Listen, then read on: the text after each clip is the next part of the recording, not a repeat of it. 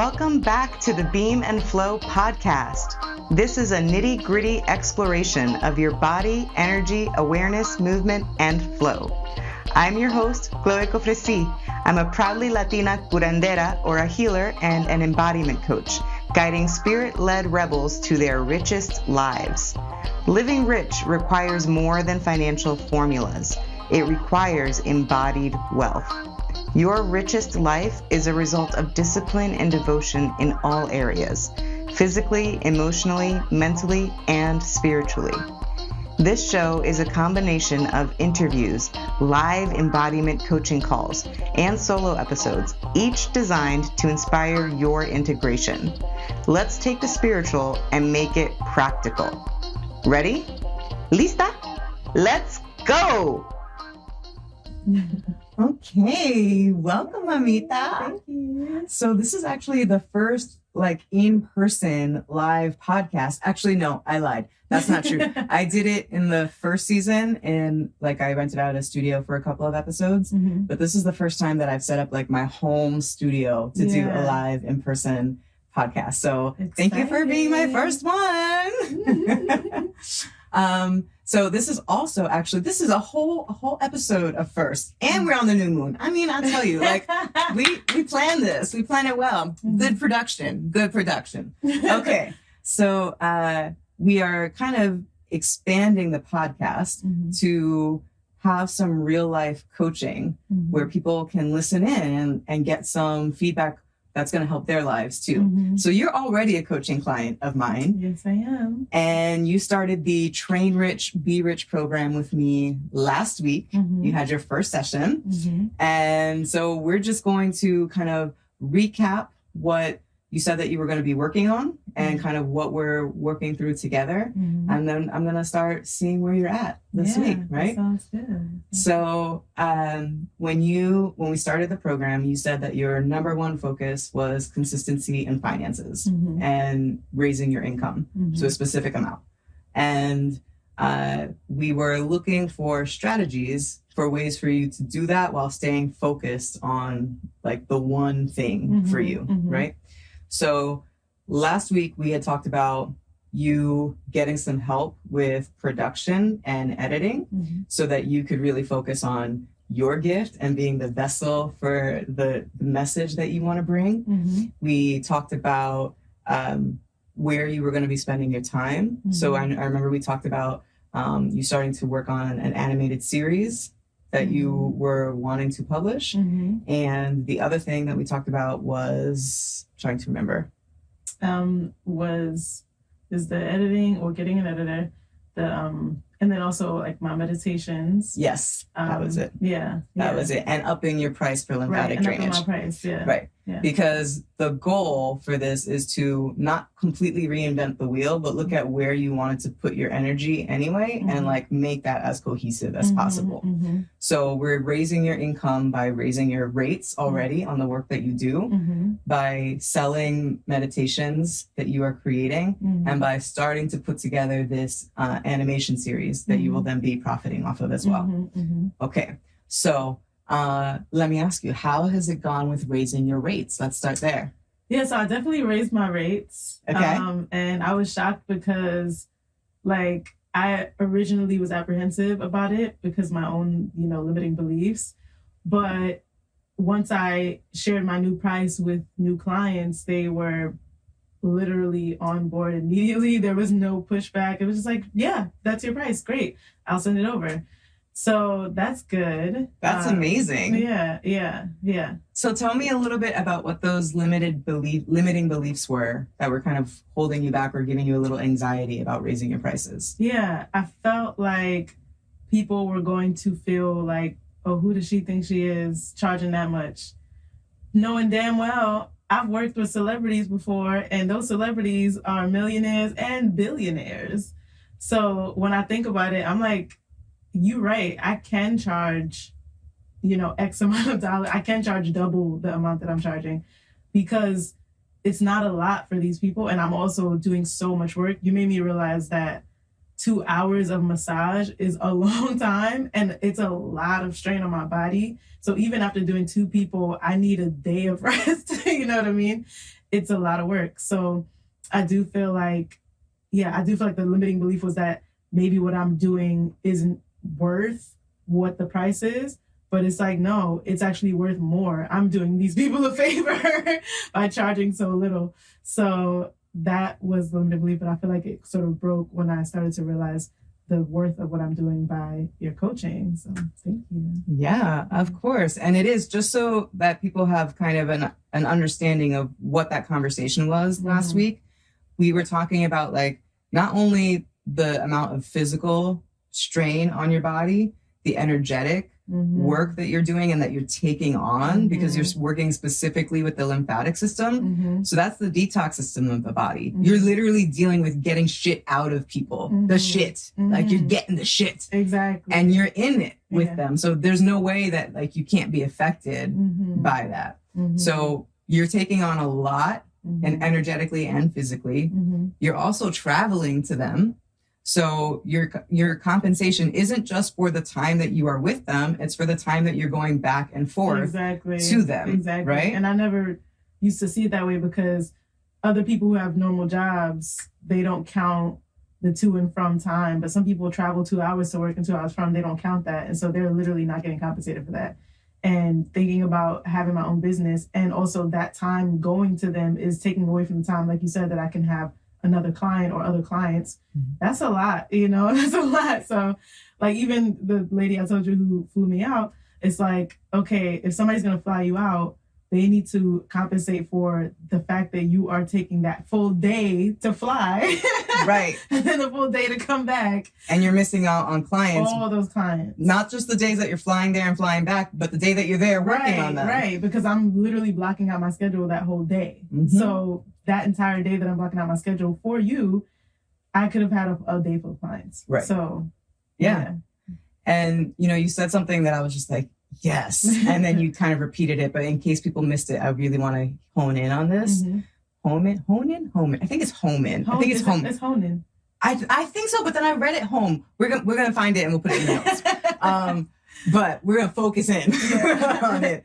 So you said in other jobs, people don't count their commute time for what they're paying. But as a business owner, you have to think about it differently, right? And last week we were talking about shifting your mindset from being self-employed to a business owner. Because when you're self-employed, you basically just traded one job for another. But that's not what you were hoping to do when you started working for yourself. Right. Your goal with working for yourself was time freedom, financial freedom, and expansion, right?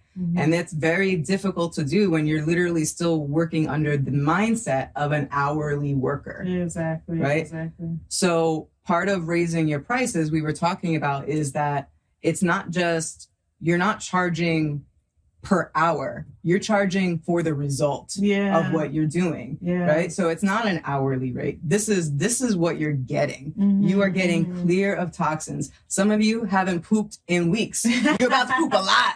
You're about to pee a lot. Your skin's gonna look better. Right.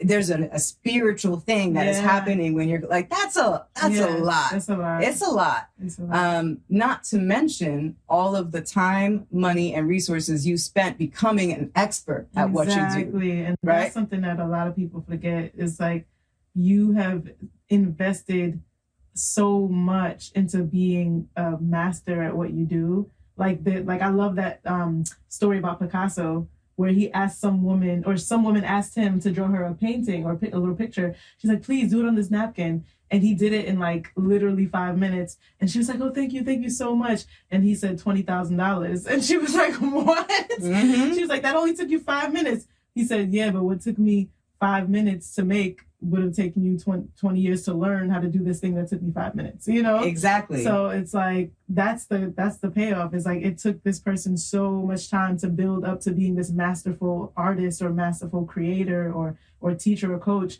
And they need to pay for that level of power. Absolutely. Yeah. Okay. So I love that you're like mentally there as a business owner now and not just as someone who's self-employed. So I love that you raise your rates with new clients. How about with your existing clients? What is that feeling like? Yeah, so with them, it's also raised, but I haven't, my existing clients, a lot of them still have packages. Okay. So until like they have a new package that comes in. Okay. And they have to now pay the new price. And they know this because I sent them all an email. And I love this. Yeah. Tell me. So I sent them all an email with like a chart. I'll show you. It's a chart that shows the new price. And what I did was I said, okay, this is the last time that I'm going to be having these prices. So you might want to jump on the bandwagon, get the discounted prices, because after this month hitting March, it's going to be this price. So there were people who were like, oh yeah. So they're like literally like a handful of people that jumped on it and immediately bought a package because they know that it's going up. And so they know like the next time that they re-up, it's going to be more. I love that. So yeah, so we'll see what happens. You know what I really love about what you did there is that you took away the obstacle of anxiety for yourself by putting it in an email. I love that, because a lot of times when you're in conversation with someone and they're asking you or they're texting you, like, can I get a session? You kind of are on the spot and you could feel, I know I could feel a little nervous, like those butterflies in my stomach and that tightness in my chest. Am I really going to say this price after they've been paying me this price? Right. But you just were like, no, I'm not even going to go down that road. Right. Email, written, sent. You can have your feelings on your own time about it. I love it. Right. That is masterful. That is masterful. That is such a shift for you. Yeah. Seriously, Sakinah, I'm like so proud of you. That's great work. Good job. Good job. Thank you. How's it going with the meditations? So I recently wrote more meditations, and some of them are kind of taboo, which I'm a little nervous about. Tell me, I like the taboo. What kind of taboo meditations are we talking about? I think I need to be on that immediately, like buy the subscription, whatever taboo. Give me. What are we talking about?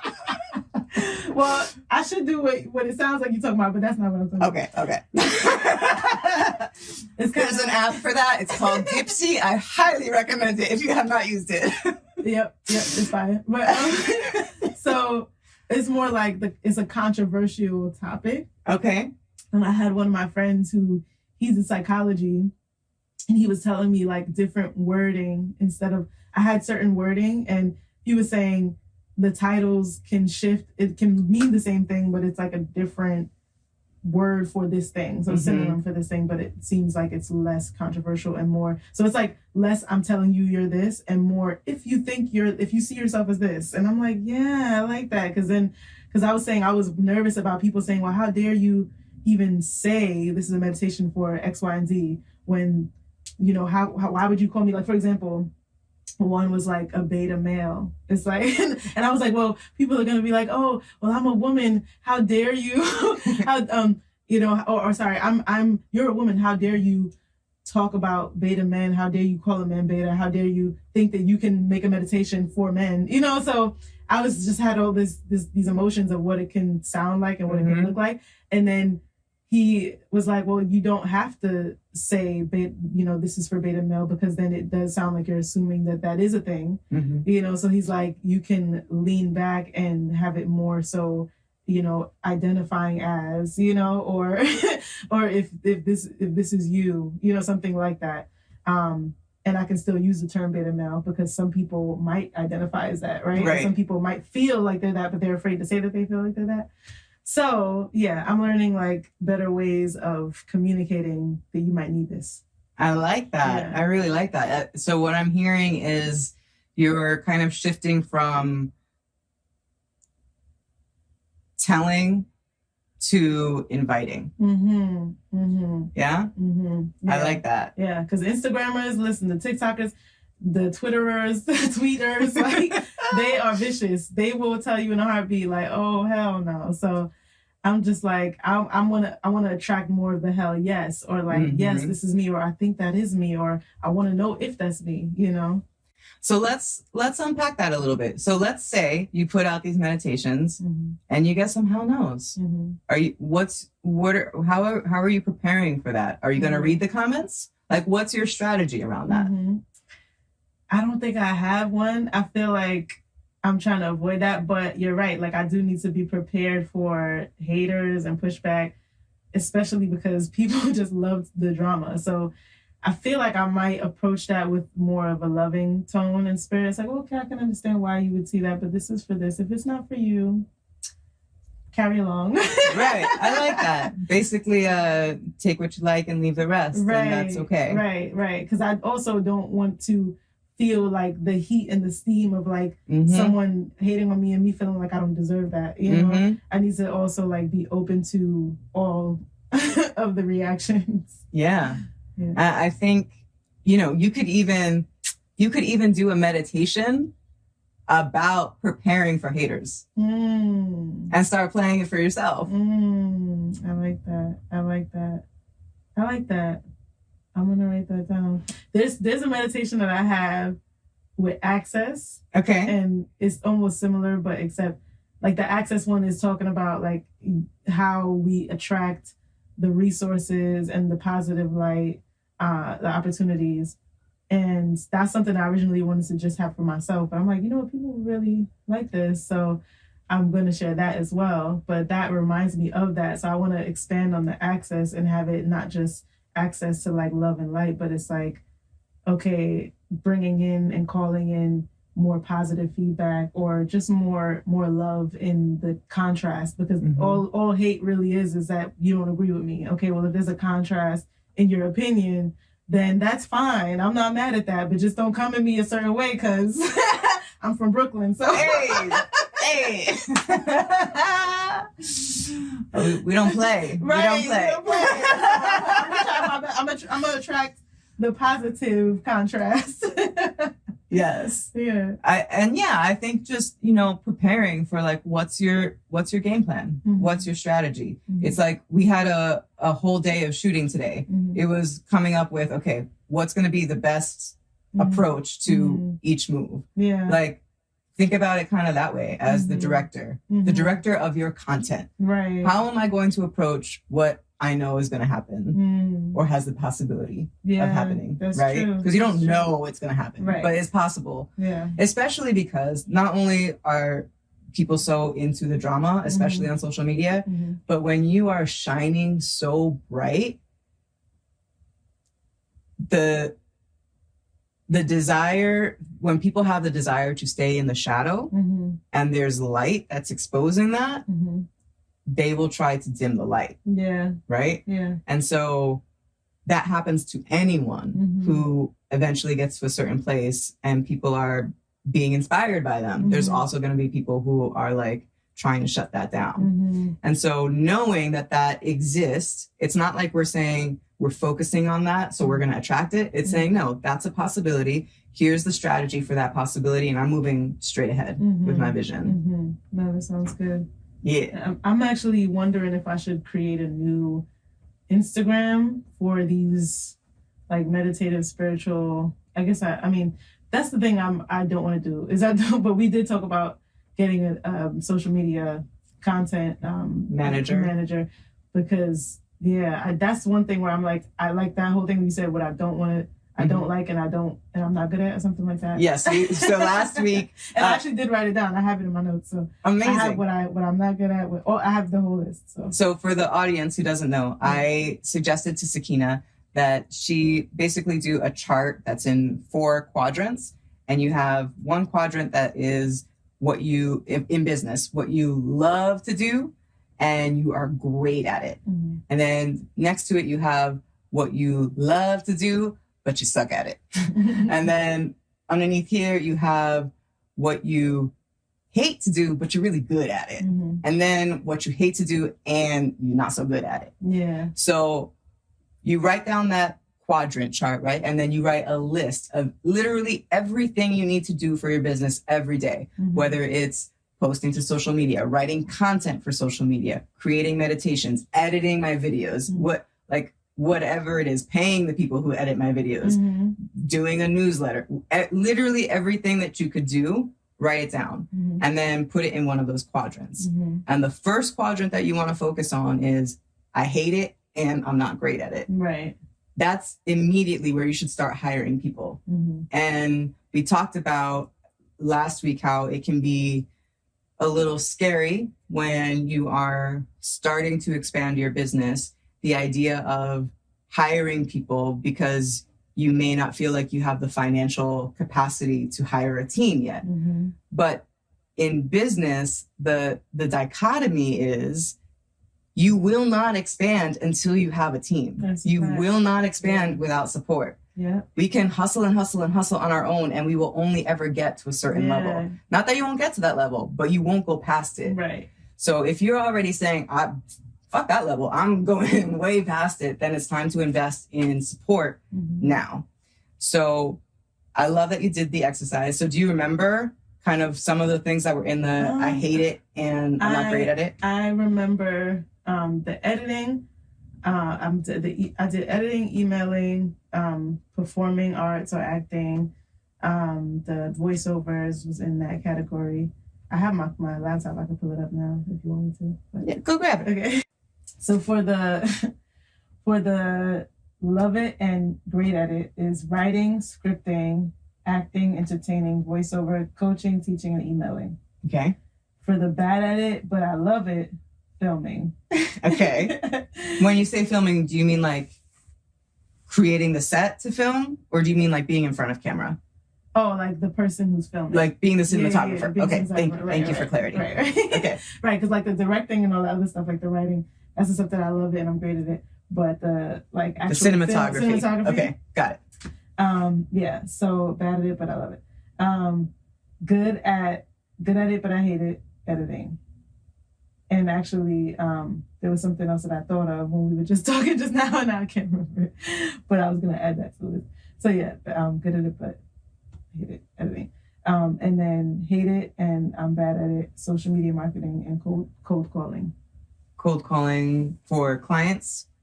Yeah, like just because, you know, there are certain strategies that I was told will work.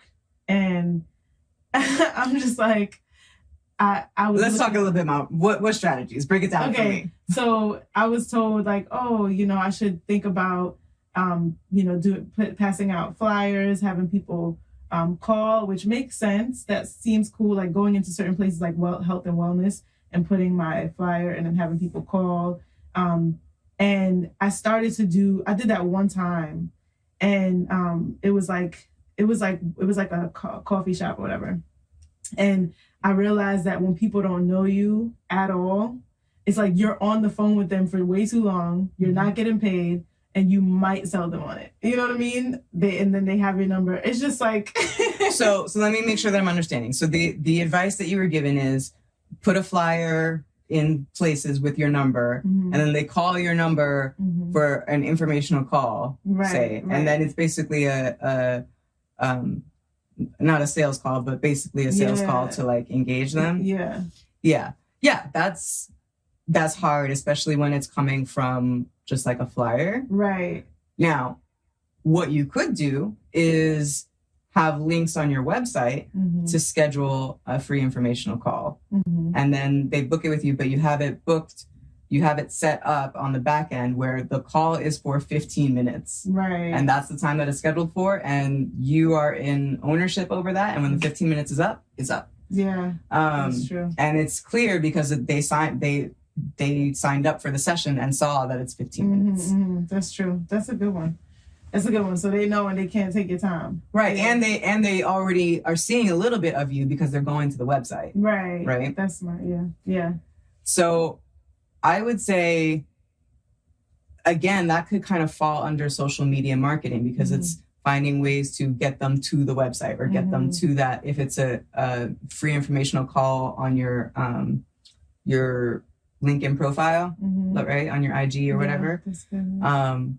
Maybe it's finding a social media manager who's going to push people to that link. But there's ways of doing that. And I agree, if that's something that you are not great at and you hate it, don't do it. Right. Hire someone. Right. So, okay, so you have it all written out. How do you feel about starting to interview people for that role this week?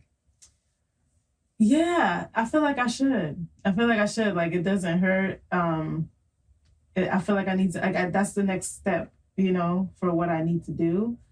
So I do feel like I should just take that step. Yeah. Okay. Yeah. Great. So then I want you to expect that in our next one-on-one session, the first thing I'm going to ask you is, did you find a social media manager? Mm-hmm. How are those interviews going? Right. I started looking for the editor, and yes, I have like a couple of people that I'm thinking about. So. Okay. Beautiful. Yeah. I love the progress. Yeah. That's great. Yeah. Okay. So we talked about raising your rates. We talked about the meditations. Mm-hmm. Let's talk a little bit about the animations. Have you started anything with that? I definitely started writing ideas, but, okay. but not like the actual going into it, because I've been spending way too much time editing. And so once I get that editor, I feel like I'll have way more time to do that, because with editing and lymphatic drainage, it just feels like that's life. Mm-hmm. Yeah, and you want to be living your life, not just working. Exactly. Right? You didn't become a business owner so that you could be working more than when you were working for someone else. Like, that's not why we did this. Exactly. Right. Yeah. So I believe that you know this, but please correct me if I'm wrong. I just want to share this obviously with you, but also with the audience in case they don't know it. Mm-hmm. So as a small business owner, sometimes the feedback that I get is, I don't have the money right now. Like I'm right. So as a small business owner, you already know you can open an LLC or a sole proprietorship. In fact, you can open many LLCs and you get to write off your entire life. So the idea is you create a business that is about the lifestyle that you want to be living, and then your whole life is a tax write-off. So you write off so much that your taxable income is very, very low. Even if you're making a lot, you just hire more people so you keep expanding, right? And that is how the wealthy stay wealthy. They spend money to stay wealthy. We look at the wealthy and we're like, man, they spend money without thinking about it. No. They're thinking about it. That is a tax deduction. Right. Everything that in their life is a tax deduction. And it can be for you too, because you're a business owner. Right? The tax code was written by business owners and investors. So who is it going to support? Business owners and investors.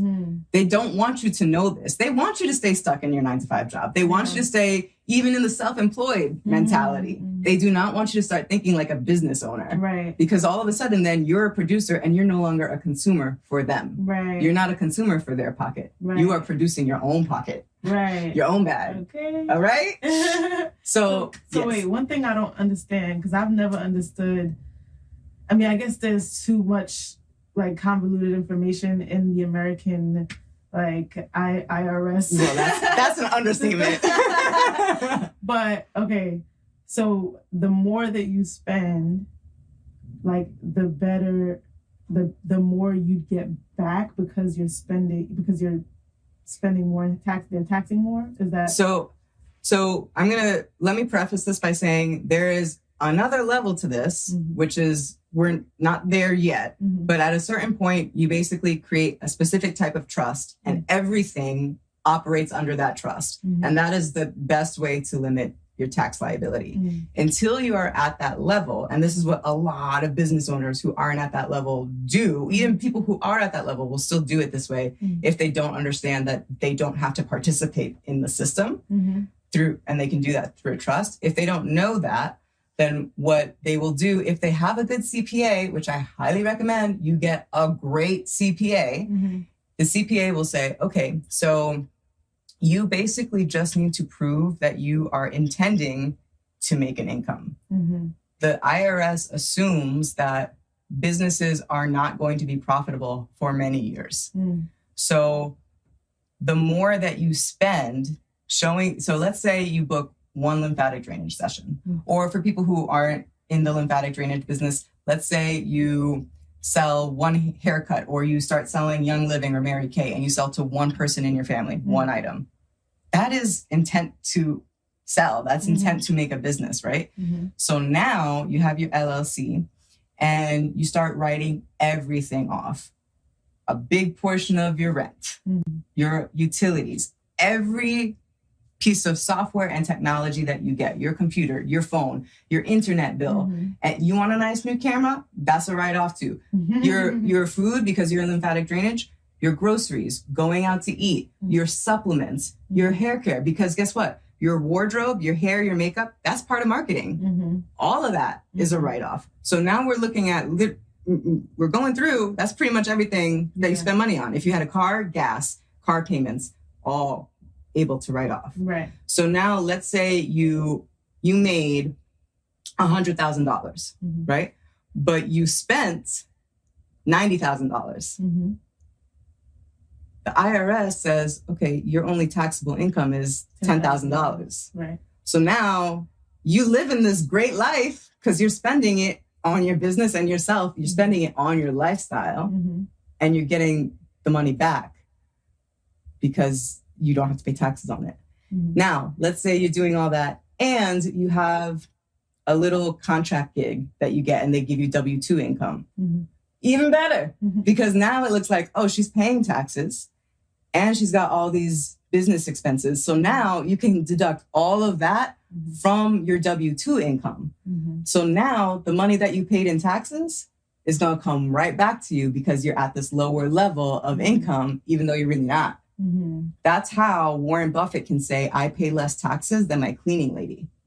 Because by deducting everything through his LLCs, multiple, and I'm sure his trust too, like I'm sure Warren is at that trust level, like he got that figured out, right? Yeah. But that's how they do it, is because legally, as a business owner, you can write everything off.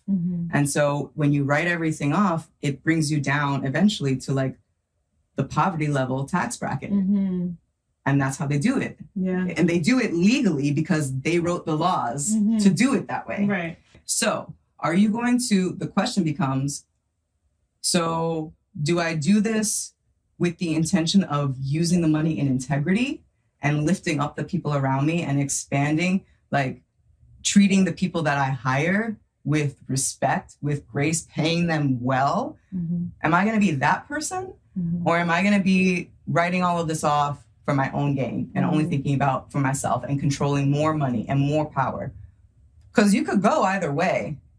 And I'm saying there's so many of us who want to go the expansive route and are afraid to do it because you have to get into this dirty water to do it. But the way I see it, like, if you are connected and you are aligned, I don't care how dirty that water is, it's not going to tarnish you. Like, you get right in, dust that off, and keep going. Right. No, it's true. I mean, if they do it, then honestly, we need to start doing that. Right. Because that's literally like we're playing a board game and we think we're playing checkers and they're playing chess. Right. How are you ever going to win if you're not even playing the right game? Right. You know, the actual, when I started playing Monopoly again as an adult, I'm like, oh, I'm just going to buy everything. Yeah. Buy all the property. Well, because then you get... You could tax everybody. You got all the what's it called?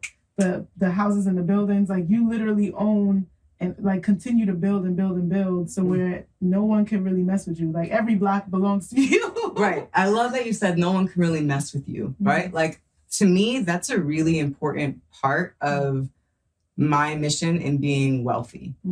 It's because there are way too many agencies. I'll call them agents. We'll just say that. There's way too many agents trying to have power and control over my physical body, over my mental body, over my spiritual body. And I'm not having it. You don't get access to me. And if it means that I create so much wealth that my friends and I are stewards of enormous plots of land and we have houses for each of us on the land, and we say F off to everybody else and we just like support each other, then that's what it means. Like, then no one can tell me what to do because we're raising our own food, we're raising our own kids, we good. And we're not off grid. We're still participating in society. I'm not talking about like using burner phones and like, I lived in the jungle for 7 months, but I was still plugged in. You know what I'm saying? I'm not talking about using wealth to escape reality. I'm talking about using wealth to protect yourself so that you can make the most change in this reality. Right. No, that's true. So, okay, so I like that you were writing already about your ideas for the animation. I love that you're looking for an editor. You already got that that fire going, and we're going to add in the social media manager on top of that. That's beautiful. What are you feeling right now? Like, where are you at with your upcoming work? So I'm kind of like, I'm very like nervous about time. I feel like time is something that as I get older, I'm really starting to see how precious it is and how much we have to manage it well. And that if you don't manage it well, it can just slip away, you know? And so there's so much that I want to do, and I want to focus on the one thing, but I'm realizing that my one thing is creating art. You know what I mean? And like art comes in so many forms. And I think that sometimes I feel like I'm being torn in so many different directions because I'm trying to create one type of art. But I think I love to just create all like different forms of art, whether it's through voiceover acting or writing or even like creating films by directing them and having them out in the world, spoken word. So it's just like, I feel like when like my mind wants to do all of it, you know, and I almost try to do one, but then I end up suppressing the other because tomorrow I start writing a spoken word piece and I'm like, wait, I gotta focus on this other thing, but it's like, it keeps coming out of me, you know?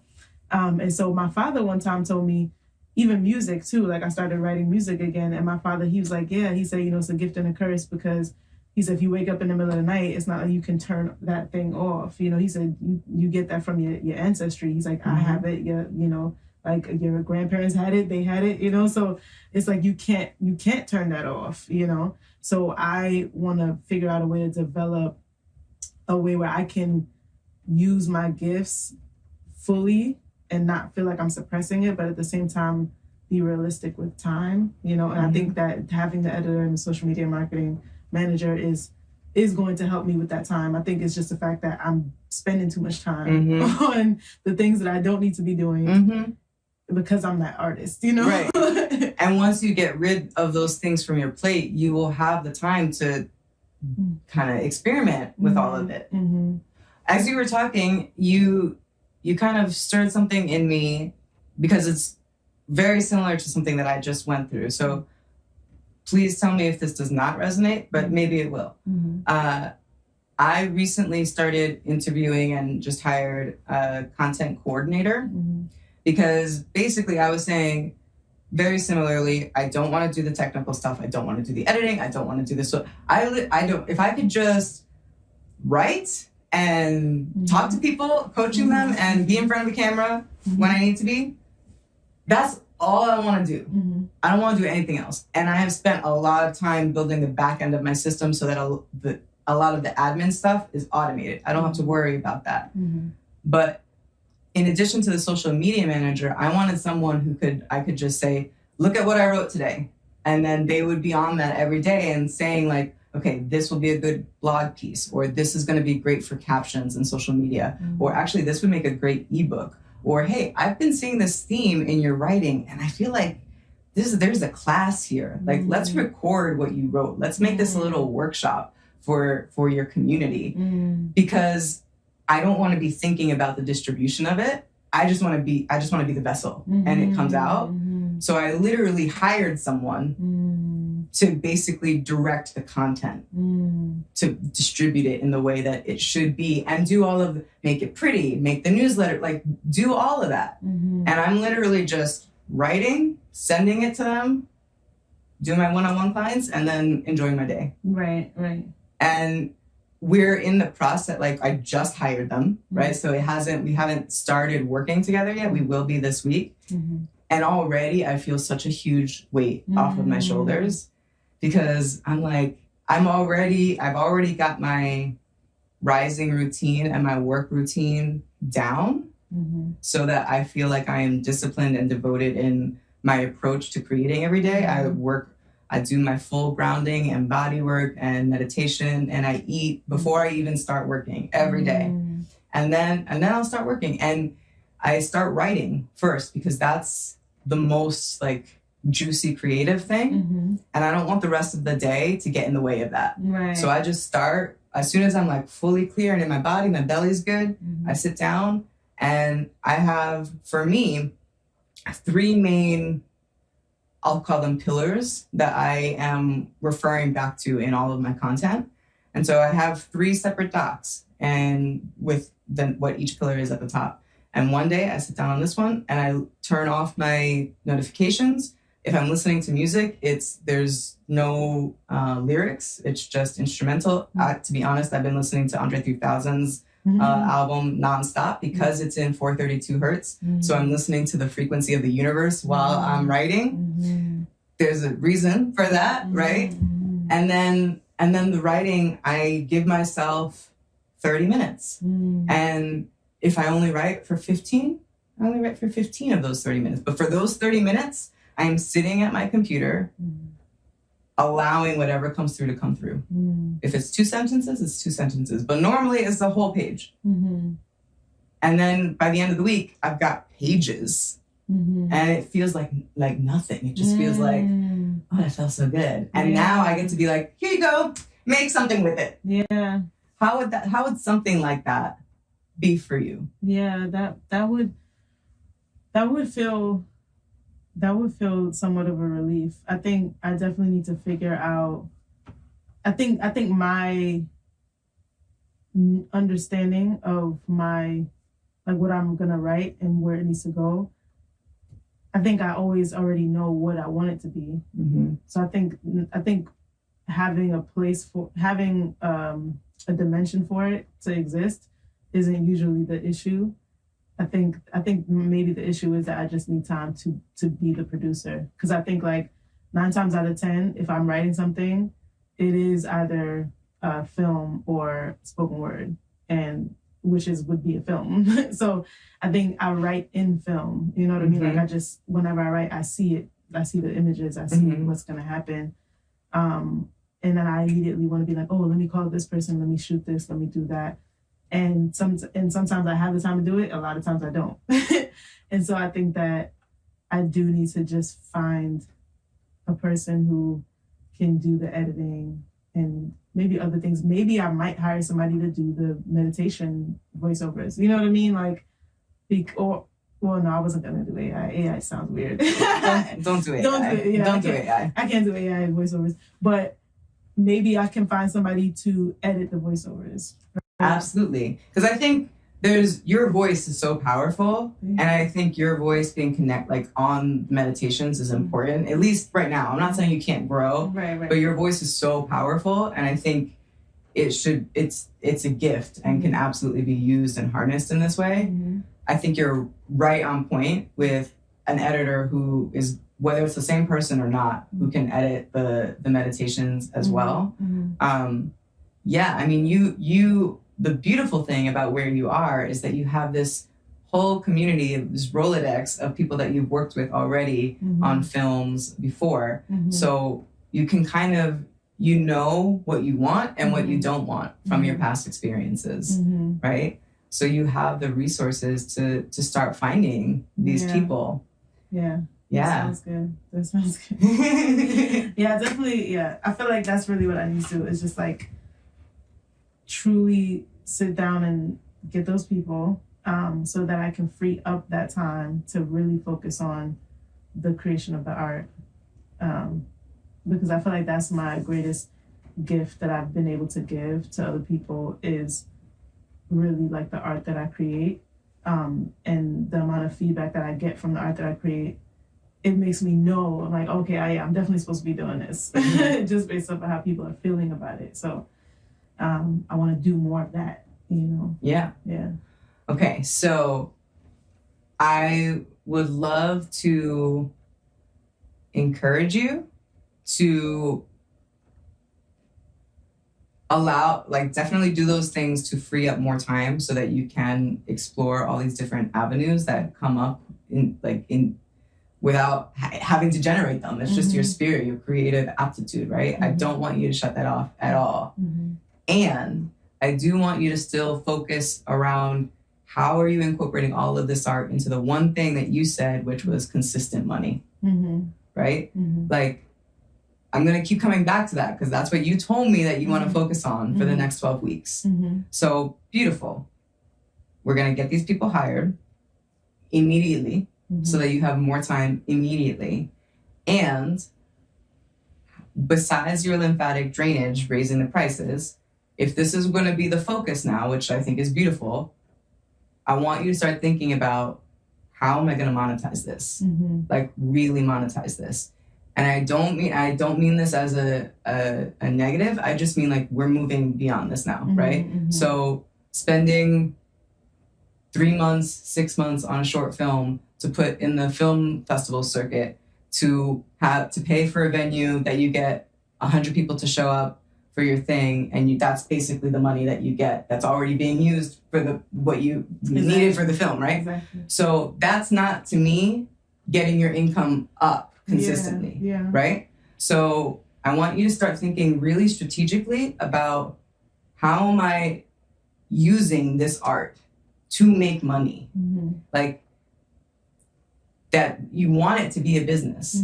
So in addition to creating the space so that the vessel can be used, I want you to start focusing on the tangible steps into making this profitable. So let's play around with it. What's something that has been like kind of like scratching at you? Like, I think I want to work on this. What's something that's kind of been there? Definitely just a couple of film ideas. Okay. And one is a spoken word film and one is a narrative film. Okay. But I think that, like you said, those things realistically don't make money. So that's my dilemma. It's like, how am I going to make money by those things? I already told you the idea that I had with me and my friend who we're gonna play the couple in the film, but then we're gonna like do TikTok videos and stuff like that. I think that's great. Yeah, and I know that like you can monetize once you start getting followers and whatnot. So that's an idea, and that can lead to income. That is usually based off of if, but I'm hoping I could bring it to an energetic when. So no more hoping. Yeah. How are we going to do this? When is it going to happen? Well, we're meeting tomorrow. Beautiful. Okay. So when you go into that meeting tomorrow, you're going in with, what are the deadlines? Yeah. What are we doing? Like, you're walking in with la jefa. You're like the boss lady.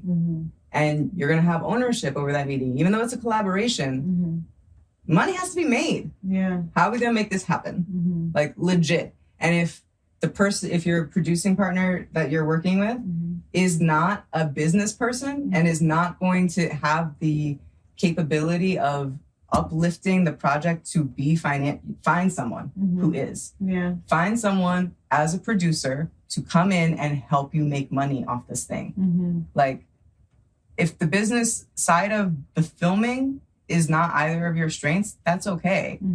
But do not go into this project without someone there who is that strength. Yeah. Because then you're just falling back into the same patterns. If you're going to go this route and it's a similar route that you've been down before, okay. But we're not going to do it the same way.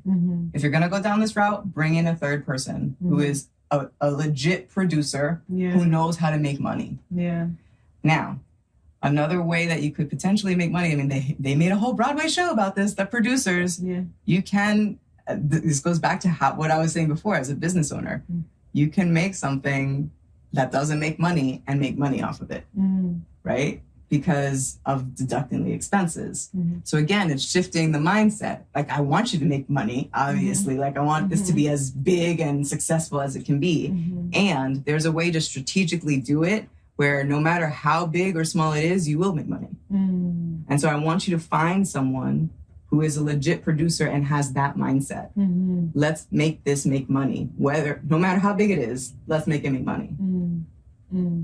Yeah, I like that. So where would you go about finding one of those types of producers? How do you feel about that? Yeah, I was thinking that I was gonna like literally just ask the same question.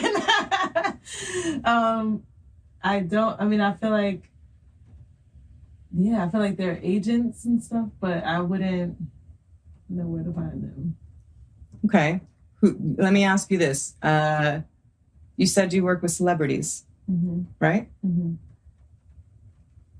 And I'm wondering if either they or other people that you've worked with on your cruise in the past would have connections to someone who knows. So maybe an option is use that email strategy, right?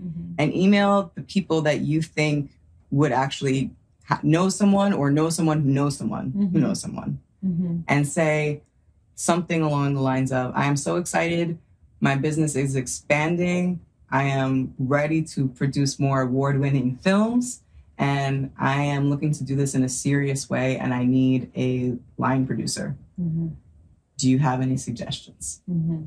And just see what comes back. Yeah. Like that's always what I've done. If I didn't know where to go, I started with my own community. And someone in my community pointed me to someone else. Yeah. And it pointed me to someone else, and then that became the thing. Start with what you have. It's completely okay to start with what you have. In fact, that's the smart thing to do. Yeah, that's right? really the only Yeah. way to get it Right. done. Yeah. Yeah. Okay. You think you could send that email out this week? Yeah. My only thing is like, I've had people tell me that line producers charge thousands and thousands of dollars. It's all a write-off. How much do you want to make? No, I know that, but I'm like, if you don't necessarily have the thousands of dollars that they're asking for, then... So this is what you do, okay? Under your LLC, you apply for a 0% business credit card, and you pay them with that. Jay-Z said it. They got where they are because of credit. None of them got there because they had money already. They used credit. Interesting. That's the joke of this whole thing. I could go on to a whole thing right now. But because you are a sovereign being, you don't actually have any debts. Because the United States has made you a corporate product, the United States corporation has taken all of your liabilities because you're not a human to them. You're a product. So you can't be responsible for what debt? I'm not a person, I'm a product according to you. So what debt are you talking about? Right. I don't have any debt. In fact, you owe me my money. Right. So I'm borrowing back my money at 0%. There you go. Done. Right? But that's the mindset shift that has to happen. You don't have debt. You have credit. Interesting. I mean, wow. This is, yeah. I've always been like afraid of credit because it's just what I've been taught. Like, don't get a credit card. Salud. Salud. Oh. Thank you. So now, I'm not saying be stupid. I'm not saying go get a credit card with 33% interest and put everything on there. Right. No, get a 0% interest and you could get more of them. Like as you build, and you're not intending to not pay the credit card. Right. You're still making money, right? But this is a way to expand so you can make even more money. I mean, there is no way to make money without spending money. Like that, it's the principle of reciprocity. Like you can't get unless you give, right? So it's the same thing. And yes, we have been taught by our parents' parents, like, don't get credit. Credit is terrible. And there's some truth to that if you are living as an employee. Right. If you are a consumer. Right. But if you are a producer, the rules are different. Yeah. And there's a lot to consumer law that I don't even know yet. I'm learning, but I'm not an expert in it yet. But there is so much that you can use to your advantage that we are not taught. Right. You made me think of Tyler Perry. I don't know if you saw that documentary on Netflix, but he talked about a lot of that, and he actually he ended up like going into like a lot of debt, and his he was like being supported by his mom at one point, and she was like, listen, I don't know if this theater thing gonna work. And like literally how many years later, she said that and he was about to give up. And he said, I need this one more chance with this one more play. And then it blew up. And I'm glad that it did. But he prayed on it. He pushed for it. He knew what he was doing. He put his all into it. And it worked. And he's been Tyler Perry ever since. But again, Jay-Z. Yeah. He told us how he did it. Mm-hmm. It was through credit. Mm-hmm. He says it in the lyrics. It's through credit. Mm-hmm. Like, it's no one got wealthy without debt. Even the beings that run the IMF and the WHO, even those folks, their families didn't get to where they are without acquiring debt because they know that they use it as credit. Mm-hmm. We just have been taught the inversion of that. Right. Intentionally. But yeah, I get the like hesitation to pay thousands of dollars to someone to help you. And I'm going to ask you, are you worth thousands of dollars, Sakinah? I'm worth more than that. Okay. All right. So then this is your chance to show the universe, show life. Mm-hmm. I am worth more than that. And I'm going to show you by investing that in myself. Mm-hmm. Yeah, that's true. How is this feeling? How are you? What's going on in your body? It's like I'm feeling new things. New things where? Where in your body? I'm feeling like my chest. Maybe it's a chest cold, but my chest. It's not a chest cold, just like I gave you medicine earlier. I gave you something that's gone. So I'm feeling emotional things in my chest and my stomach. It's like butterflies. And then maybe they say fear in the chest, I think. And just like my mind. Because, it's like you have to like push past certain fears, Mm-hmm. And I definitely feel like I do have a fear around like, borrowed money. But it's like you said, it's our money. It is our money. And that's how the wealthy get wealthy is through other people's money. Mm-hmm. That's the whole, that is credit. Yeah, okay. It's other people's yeah. That's it. Yeah. That's it. Okay, so I don't want to ignore what's happening in your body because it's there for a reason. All right, so let's take a breath. So we're going to inhale together.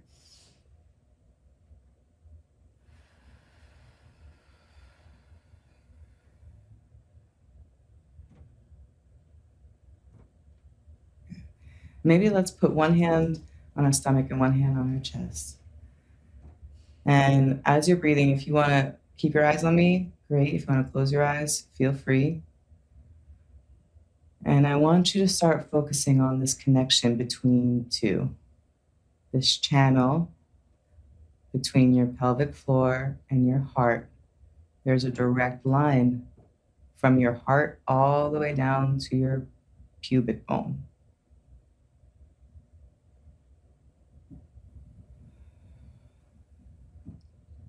And as you feel that connection, notice that you are rooted into your sacrum, into your pelvic floor. Feel your chest expanding with every inhale. And know that with every inhale, you are bringing power and light into your lungs, into your heart, into every cell in your body. And with every exhale, you are letting out what no longer serves you. With every exhale, you are letting out the stories of the danger of credit. And you are inhaling support and expansion.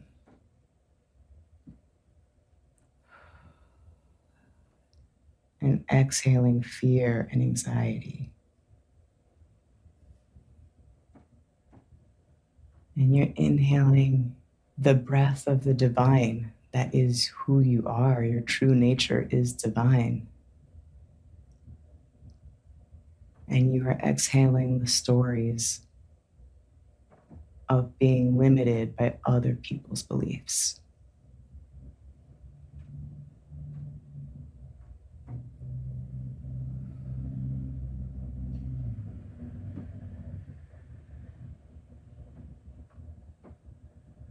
And when you feel rooted and centered and ready to move to one more embodiment practice,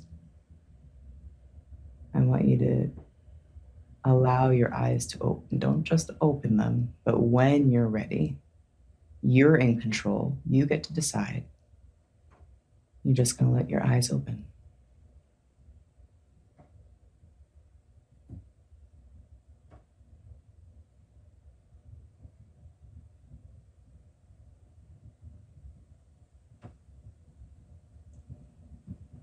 Okay, so how are you feeling now?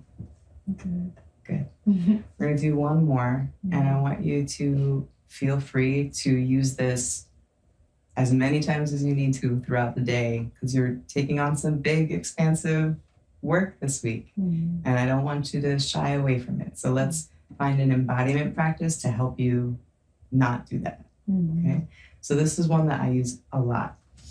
So I inhale, bring my arms over my head, and then as I exhale, I bring them like together like this, and I come down. I say, I am infinitely rooted. I'm infinitely rooted. And then, so I can infinitely expand. So I can infinitely expand. I am infinitely rooted. I'm infinitely rooted. So I can infinitely expand. So I can infinitely expand. One more time. I am infinitely rooted. I'm infinitely rooted. So I can infinitely expand. So I can infinitely expand.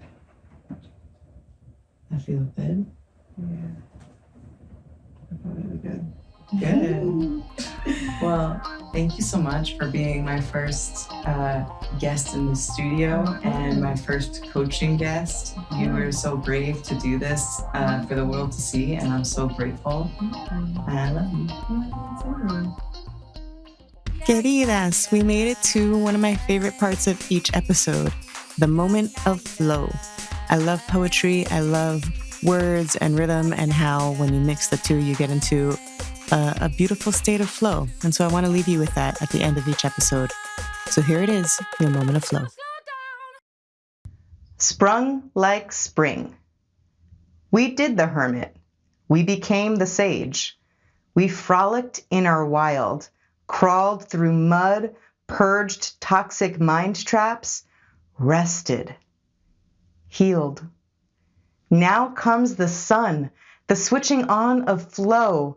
Spring has sprung, and so have we. Doors are open, mind is focused, body energized, purpose is cristal. Don't forget to say gracias as you jump. Lista? Ready? 1, 2, 3, ¡vamos!